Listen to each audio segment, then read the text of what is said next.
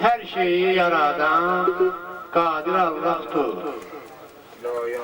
Kiminə zər verir, kiminə sənət, kimi zərgər olur, kimi sənətkar.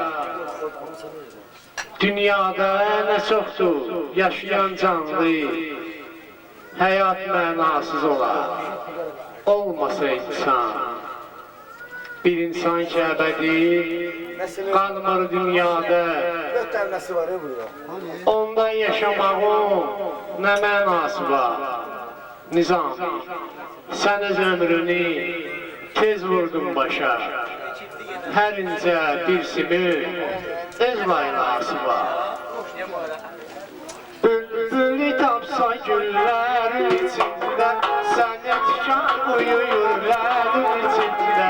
Bülbülü tapsa güllərin içində, sənətkar uyuyurlərin içində.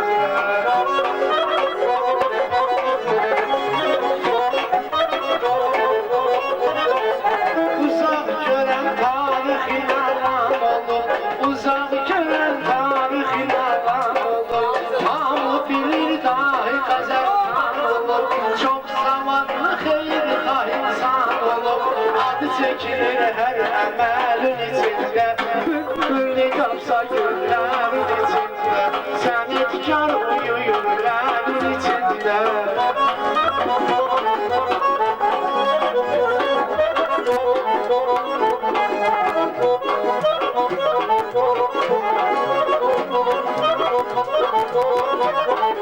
Şahit oldu o da bu alem kimi, şahit oldu o da bu alem kimi. Evvaya həsret qalıb Adəm kimi, yanıb utandı əriyən şəm kimi. Şeir qəzəldir gözəl içində, bülbülü tapsa güllərin içində, sənətkar uyuyurlərin içində.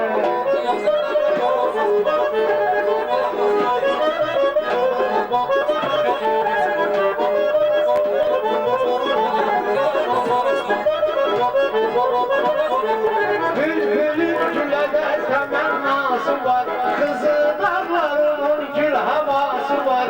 Hər körpənin bir ana laylası var, hər körpənin bir ana laylası var. Şirin yatır o qəzəl